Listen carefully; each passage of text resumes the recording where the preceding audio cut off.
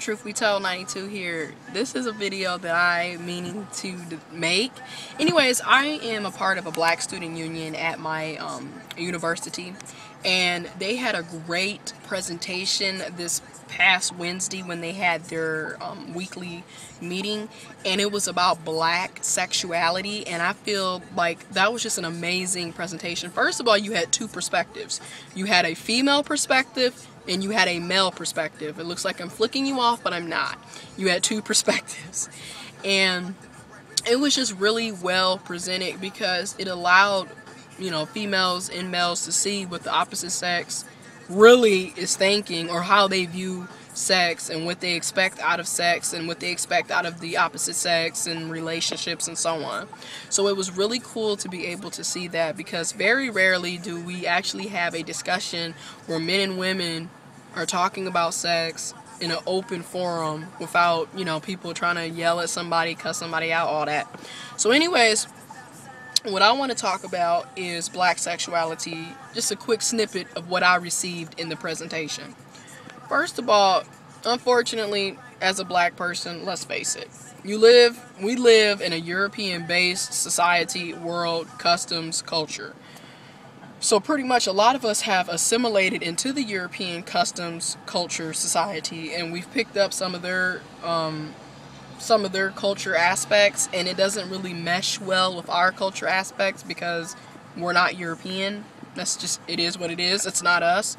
So when we try to do what they do, it doesn't work out that well for us. Case in point, the patriarchy system, the matriarchy system, all of that, like, it's not us. So we end up being a sexist society, and it doesn't really work out for anybody. Honestly, it doesn't work out for any race, and it doesn't work out for the genders, because let's face it, who wants to live in a world where one gender is telling the other gender what to do? You know what I mean? And we live in a European society where the European standard of beauty is being pushed up upon black people and everybody.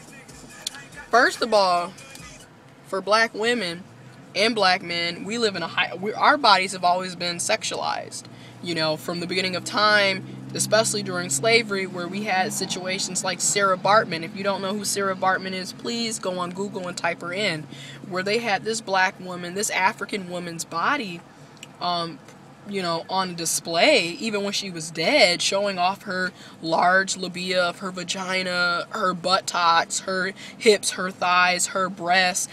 That's how they pretty much view black women, and that's how black women are still being viewed. You know, we're only worthy of our big butts, our lips, our thighs. We're only sexual objects, basically. Same thing with the black man. The only reason why the black man is being basically notified is that, hey, he has a big penis.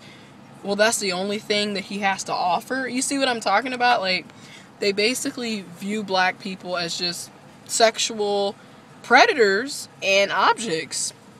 You know, being highly sexualized. And the sad part is black people have basically assimilated into thinking that's all we're worth. So we sexualize each other.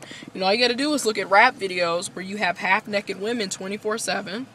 And that's basically what's being told to young black women, is you're only attractive if you show off your body and you act like a, you know, wild animal, you know, shake your butt, shake your thighs, and basically degrade yourself.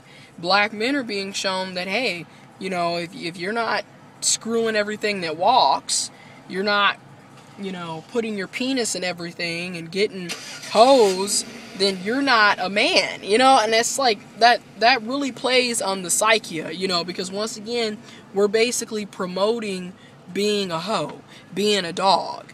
We're promoting promiscuity. We're promoting the very things that are destroying the black race, in my opinion.